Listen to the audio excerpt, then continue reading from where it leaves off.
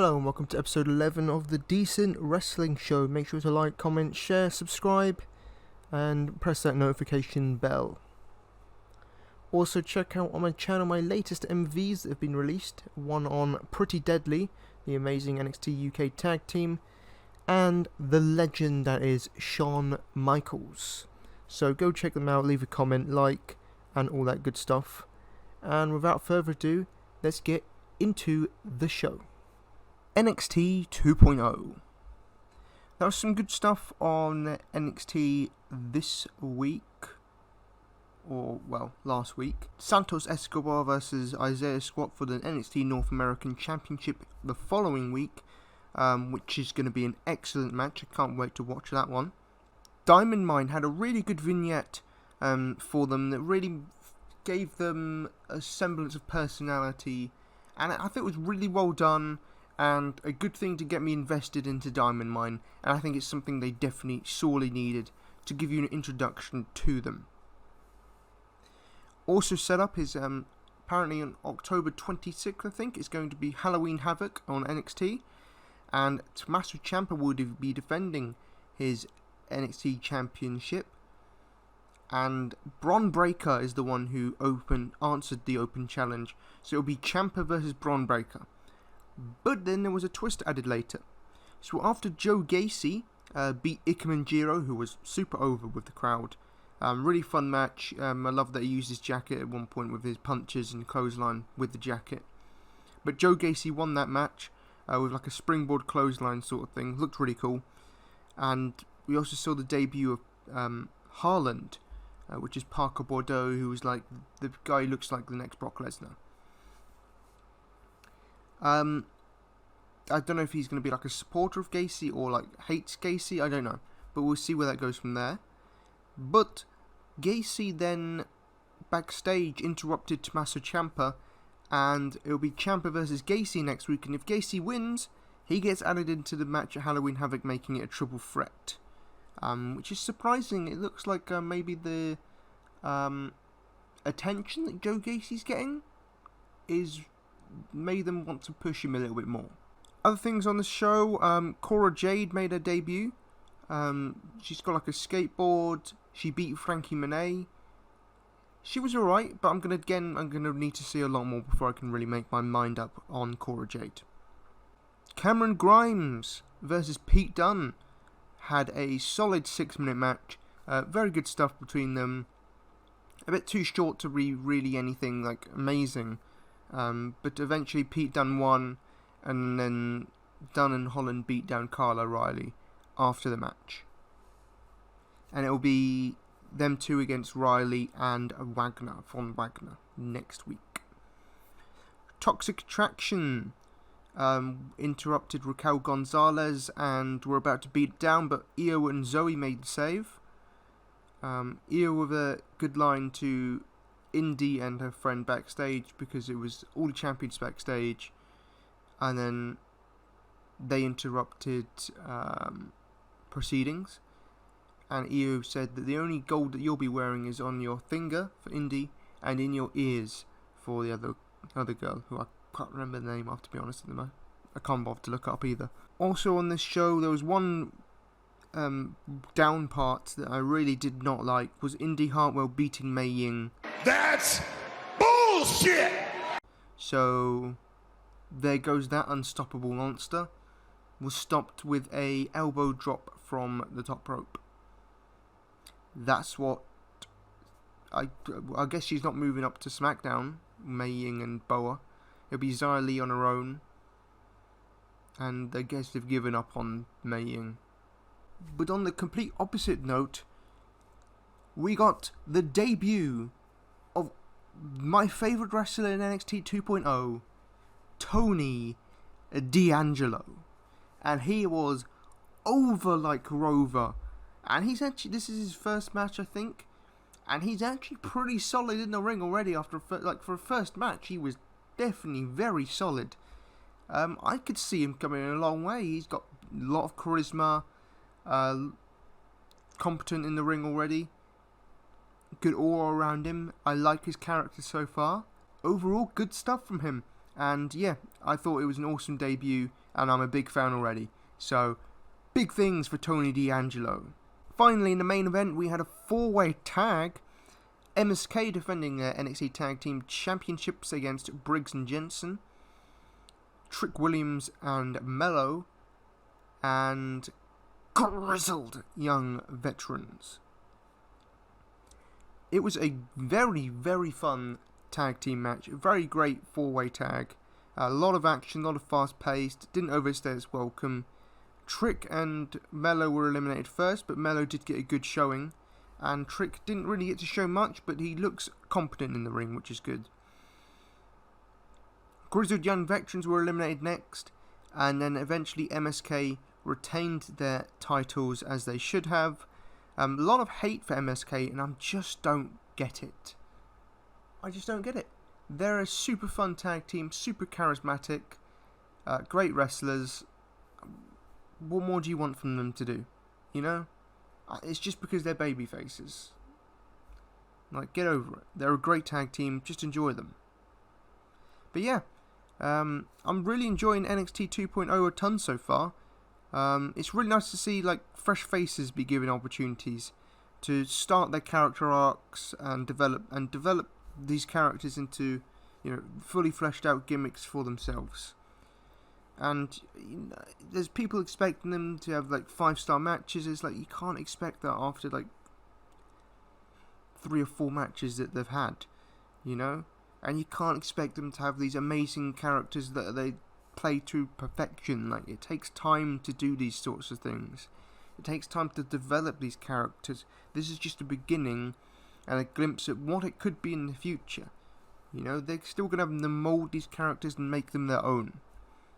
You know, I mean, NXT is developmental. It always has been, and it always will be, you know. You're seeing a performer grow just like a developmental program should be.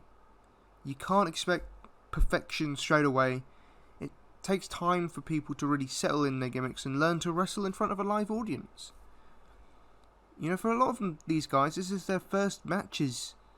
You know, it's like, what, should they just already give up on their dreams because you can't have a 5-star match after day 1? You know, it's just kind of stupid. And there's so many people in the roster who have got bright futures. Tony D'Angelo is mentioned, Trick and Mello, Briggs and Jensen, Zion Quinn, Andre Chase. Did somebody say Andre Chase? Bron Breakker. I want to see them develop over time and see what they can do. On to NXT UK. Just a couple of notes about this. They set up Meiko Satomura versus Jinny, which will be taking place, I believe, in front of a live audience. That's going to be an excellent match. Hopefully Meiko retains. Sam Gradwell took on Mark Andrews, the yogurt Mark Andrews. Sam Gradwell actually won a match. Insanity. Very good stuff. And finally Sam Gradwell wins a match. Desperately needed to win a match at least. Very good stuff. I really enjoy Sam Gradwell, and it's always good to get him on TV. And final note about NXT UK, Noam Dar took on Wolfgang in the final of the British Round Tournament, and they had an excellent match. 4 stars for this one. Definitely go check it out. Just great storytelling. They both played their parts well. Great drama all the way up to the end. And in the end, Noam Dar picked up the victory, which means we're going to get an excellent match between Tyler Bate and Noam Dar. I'm not sure who's going to win that one. I mean, Noam could win. I expect Tyler to retain, but there's a chance Noam wins. And Noam Dar's a fantastic talent. Definitely go check out this match if you haven't seen it. Great stuff. NXT UK delivers yet again.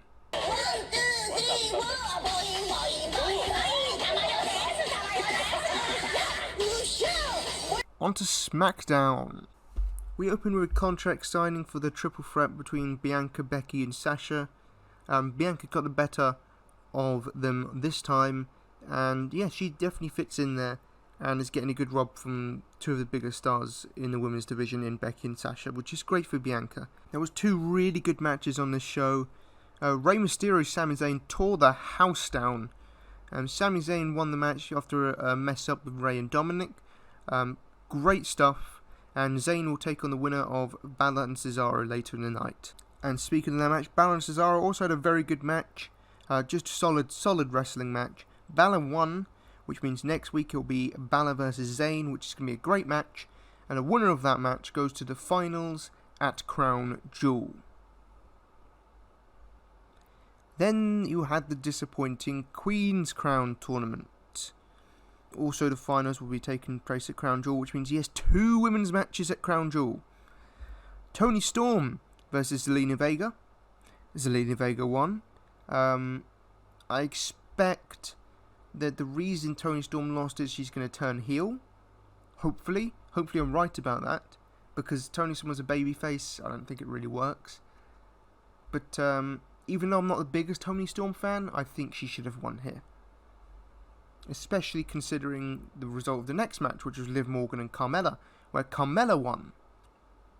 Now I thought, okay, if Zelina won, okay, fine, Liv will win and we'll get Liv versus Zelina, which would have made sense. And then even if you wanted to heel in the final, you have Zelina beat Liv, you know, and that would be fine if you wanted to heel on this side. Even though I think Baszler's going to be in the final on the other side. Roman Reigns had a great segment, as expected, with Paul Heyman. Cutting a promo on Brock Lesnar. Finally standing up for himself and distancing himself from Brock Lesnar. Kevin Owens suffered another beatdown from Corbin and Madcap Moss. Just a filler week for that storyline. And then we're going to have Naomi versus Sonya Deville next week. Who cares? But the great ending segment with Seth Rollins challenging Edge again, and Edge finally accepted and beat down Seth Rollins, and it will be Edge versus Seth Rollins at Crown Jewel inside Hell in a Cell. Now that is going to be fun. And looking at it, Crown Jewel actually looks stacked. I mean, you got Biggie and Drew going to be a show stealer. Reigns and Lesnar for the title. Again, that's the biggest 2 stars in the industry against each other. Becky, Bianca and Sasha. Again, 3 of the biggest stars there. Goldberg and Bobby Lashley, no holds barred. Should be hella fun. 2 tournament finals. I don't think the women's one is going to be very good, but the men's one looks like it's going to be good no matter what. I'm expecting, hopefully, Xavier Woods versus Finn Balor, maybe? Xavier Woods versus Sami Zayn. Both could be great. And then Edge Rollins, Hell in a Cell, RK Bro against Styles and Omos. It's a pretty damn stacked card. And I'm excited for Crown Jewel. Let's get started, baby! Wrestle Princess 2. With Balianaki and Chris Brooks on English commentary, and I think they actually did a really good job, as they usually do. We opened with the Up Up Girls, and of course, they're wonderful as usual, and we got 2 songs, so we did get an encore for this, which was really good to see. Always a fun way to open a show. The opening match was a 6-woman tag with Pom Harajuku, Raku, teaming with Ram Kai Chao for the first time in TJPW, against Haruna Neko, Kaya Toribami, and the returning Mahiro Kiryu. It was really great to see Mahiro back in action, and Pom is a great opening act in an opening match, and it was a really fun match. It was a solid 3-star match. It was fine stuff, a nice way to open the show, and yeah, overall, a fun match. The second match on the show was a triple threat, as Nodoka Tenma took on Hyper Misawa and the returning Rika Tatsumi.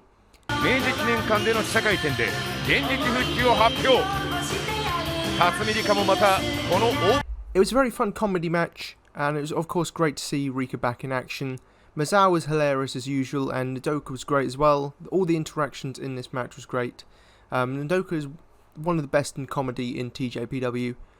Big win for Nodoka Tenma here, which was really cool to see. And it was just a nice, easy way back in for Rika Tatsumi. They couldn't really do much with her since they didn't really know if she was going to be back in time.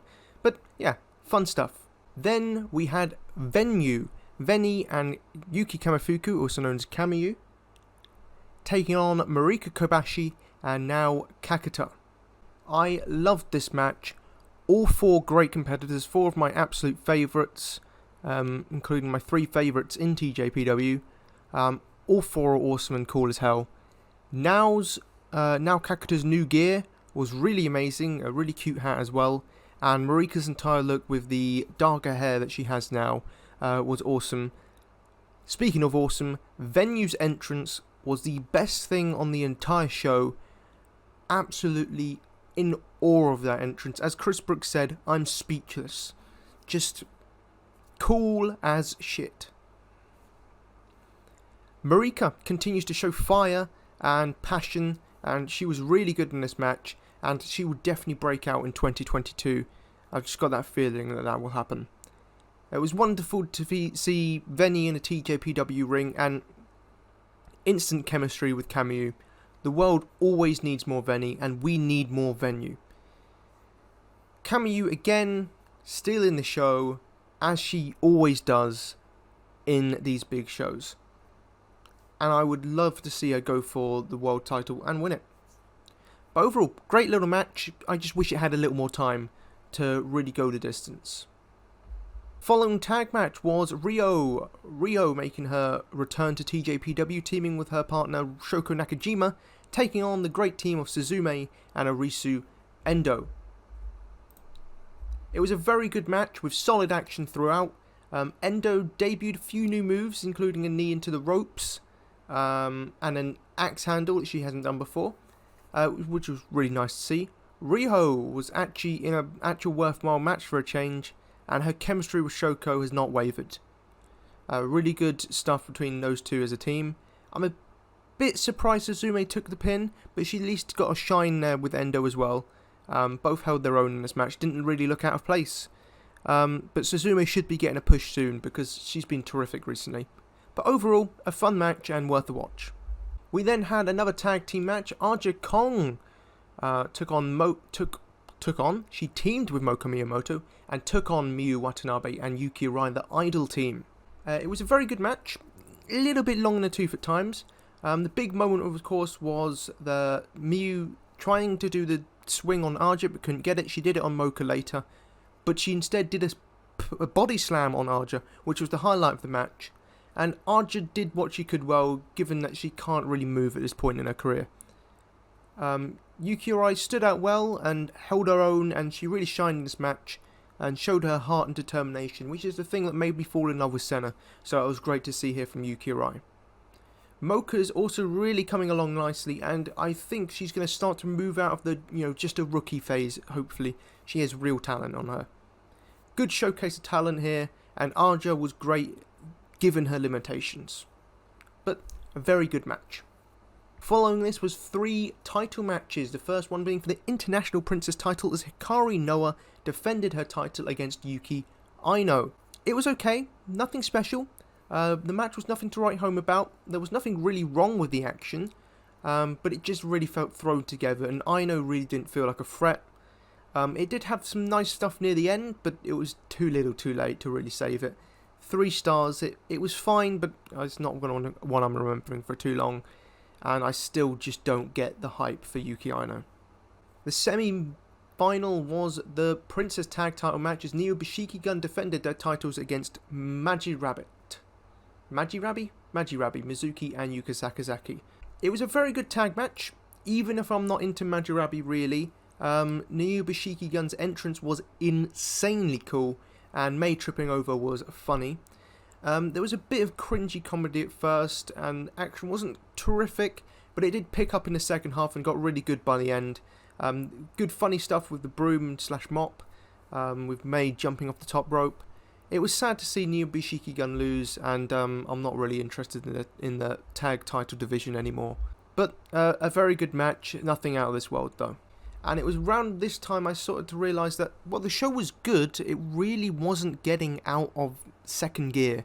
It was sort of like, okay, we've had the opening matches, okay, we're getting to the very good matches, and we just never got to that great point. The only great match, the only 3 3/4 match I had so far was the Venue versus Marika and Now. And then we get to the main event. For the Princess of Princes Championship, Miyu Yamashita defended her title against Maki Ito. The match was great, don't get me wrong. These two have terrific chemistry, and the second half of this match was insanely good. But man, that ending just sucked the wind out of me. Miyu's title reign hasn't really been great in my opinion, and it was the perfect time to switch to Ito. And they had the perfect story all year, building all this 7 months, building solely to Ito winning the title. And the perfect story, and you messed it all up. Yes, Ito will never win the title. And the thing is, if she does, it may be too late. The damage may have been done. I can't say I would, if they had another match between Miyu and Ito, I can't say I'd be interested in it, to be honest. They've really killed all the Ito hype I had. Because for 7 months you're building towards it. You're like, Ito's getting there, and then you crumble it all away. Even with like Kiona going for the title, it's never like a long 7-month build. It's usually 2 months, and then she loses and you're sad, and then you move on to the next one. But this was a whole year building up to this, just to let everyone down. I just don't I don't get it. I do not understand it. Miyu does not need the title, right? Ito needs the title to cement herself as a star. Miyu does not need it. So just give Ito the title here. It would have made so much sense and been such a satisfying ending, and it would have made the show it would have clouded the show in being a very good show. But because it wasn't, it just fell flat. If this was a regular, normal TJPW show, I would praise it a lot. But for your biggest show of the year, it just wasn't what it needed to be, sadly. It was just a solid 7 out of 10 show. And that is not what Wrestle Princess should be. And it's just a lame ending to just a good show.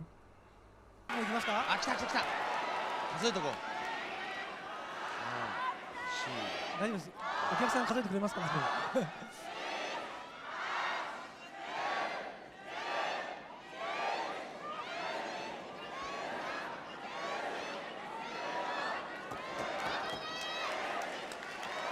拍手が湧いてますね。いいですね。20超えたらなんか止まらないですよこれ。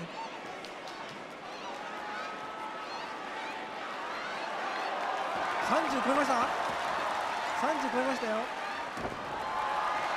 何回だ。 Raw review. This was a pretty weaker episode of Raw. I give it a 6 out of 10. It was just kind of there this week. The downs was Lashley's promo. I mean, it wasn't bad per se. It was just kind of weak filler promo. And MVP is sorely needed because MVP could make a filler promo interesting. Lashley on his own, he needs MVP there to really spruce it up. Another down was the King of the Ring quarterfinals as Kofi Kingston took on Jinder Mahal, and Jinder Mahal won in a pretty basic, decently sloppy. There was a bit of sloppiness in it, but it wasn't a very good match to watch. It was just sort of there, and I'm not happy that Mahal won, but hopefully he'll be losing the semi-finals. But I would have liked to have seen Kofi and Woods in the semi-finals, but oh well. The other down was Mansoor and Ali losing to the Hurt Business in about 80 seconds, and then they broke up. Now, Ali and Mansoor could be a great match, and I was fine with the breakup, but if it would happen like 3 or 4 months from now, I think they still had legs as a tag team, to be honest. But I think they've rushed that. That's the problem with a lot of storylines. Unlike Roman Reigns, who actually is getting a long-term story, a lot of stories are rushed because, you know, people have short attention spans and they just want everything to happen now. But I think this shit could have been dragged out a little longer. The okay stuff, there was a lot of okay stuff. Shayna Baszler beat Dana Brooke, as she should. Fine. Nothing really much to comment there. Jeff Hardy lost to Austin Theory after there was some distractions from the 24/7 people. Then Jeff hit a twist of fate, missed a swanton and got rolled up for the pin. Big win for Austin Theory. Just as Jeff is going to be moving over to Smackdown, so gets a restart there. So that was fine. But again, not great or anything. Natalya lost to Doudrop in, again, an okay match, just sort of there. Which means Doudrop and Shayna Baszler will be the semi-finals. I can't say I'm hugely excited for it. I mean, I guess it could be a decent match if they're given time. And the other okay thing was just the filler stuff between Bianca and Charlotte against Lynch and Banks. It was good, it was fine, but it was just filler. Now on to the ups. Xavier Woods beat Ricochet in a good match. Not great, but good match between these two. Woods picks up the win. I hope he wins the King of the Ring tournament. It'll be huge for him, and I know that's what he really wants. The opening segment was good between Biggie, Drew, and the Usos, setting up Biggie and Drew versus the Usos for the main event. Good tension between Biggie and Drew, good back and forth, and setting up for the match at Crown Jewel. Then the main event was Drew and Biggie versus the Usos. Very good match, as you'd expect. Ended in I think the Usos won via countout after Biggie and Drew just started wailing on each other. Then the Usos took them out, but then they continued fighting, did Drew and Biggie, and Drew got the last laugh with a Claymore on Biggie. So, good arc there of Drew and Biggie sort of being angry at each other, but then they show respect to each other, obviously. But they both really want that title, and, you know, they're not here to make friends with each other, they're here to beat the crap out of each other, and one of them's going to walk away with the title. And the final good thing was RK Bro and Styles Nomos. Riddle was hilarious tonight, on this night. Really funny stuff from him, and he got absolutely destroyed by Omos. And then after that, Randy came out and gave an RKO to AJ Styles. But everything with that was pretty well done. So yeah, overall, again, a 6 out of 10, a decent-ish show, but nothing special this week. Not as good as the last few weeks. I haven't had time to watch the Stardom show as of yet from the 9th of October, as it's not been added to Stardom World as I'm recording this.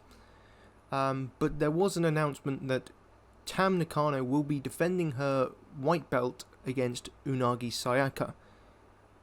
This is huge for Unagi. I know she's probably losing, but it doesn't really matter because Unagi's going to learn so much from this. And she's going to grow a lot, and it's going to be a huge launching pad for her, hopefully, for bigger and better things. So even in defeat, Unagi still wins. It's going to be a super emotional match, and I'm sure it's going to be a terrific wrestling match as well. These two are going to shine, and it's going to be one hell of a match, and I'm super excited for it. Really looking forward to it. Another thing I watched was an Actress Girls show.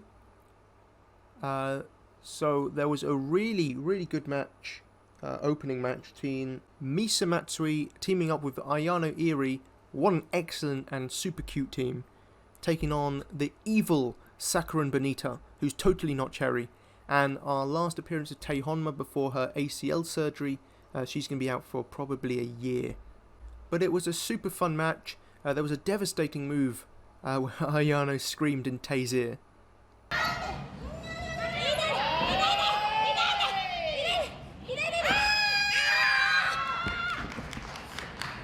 But really fun stuff, check that match out. The two other really fun matches on the show was me taking on Makoto. Me with her little bear, her little teddy bear, which is super kawaii. And Makoto is enchanting as ever. But me beat up Makoto with her bear.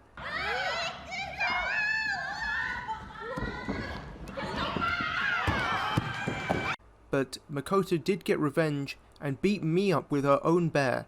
How evil is that? You can't get more evil. And she did it while tying me up into like a ball. Just the height of evil.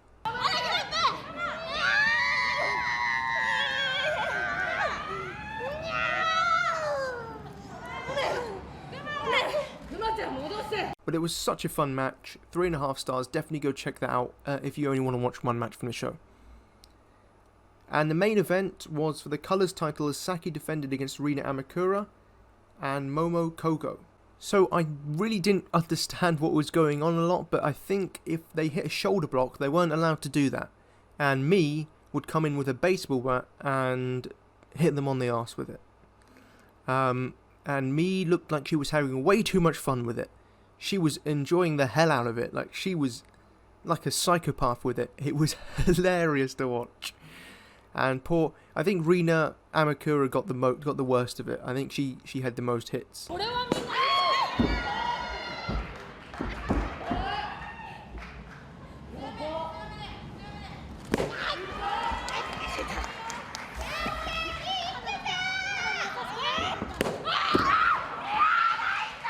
And Kogo and Saki both got the pin on Rina, but Saki technically won the match.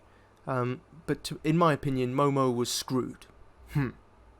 But even if I didn't understand really what was going on, it was still hella fun. Really good show from AWG. So, on this week's episode of Appreciation Corner, no one came up with a name, no one commented, okay. But on this episode, we're going to do Julia. Now, Julia is one of my favourite superstars. Probably my favourite Joshi at the moment. Sad she's going to be out for a couple more months, but I want her to be healthy. But she's just absolutely one of the coolest people in wrestling. And she's not afraid to be goofy or make fun of herself or be silly, and silly in the ring. She's fine with doing comedy matches. She can do serious. She can really do it all. She puts on tremendous matches, and when it's the big matches, she always delivers and puts on a hell of a match, and a match to remember, and has some of the best storylines and character work and charisma, aura, star power, everything you could want in a top superstar. Julia has it, and she always sticks it to the haters and proves them wrong each time. So let's take a look at the comments. Let's take a look at some comments that I got from this. I asked, what makes you love Julia? And here's some of the comments. So the main one is, she's so cool, or so cool. Damn right, she is definitely cool. Cool as hell, great matches, and cool as hell, also very cool. I think this guy did forget to mention that she's cool as hell, though. I think he just missed that one out, but I agree with that one as well. She's so cute. Correct. And the final one is, well, she's hot. She's got a knack for proving the haters wrong. Yes, she does. And did I mention she's hot? I don't think you did. But I agree. Yes. 3 solid points there. Yep, Julia is just phenomenal, not only as a wrestler, but to look at as well.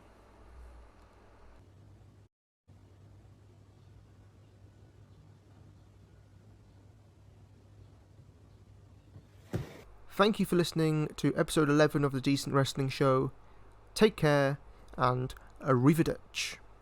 짠해.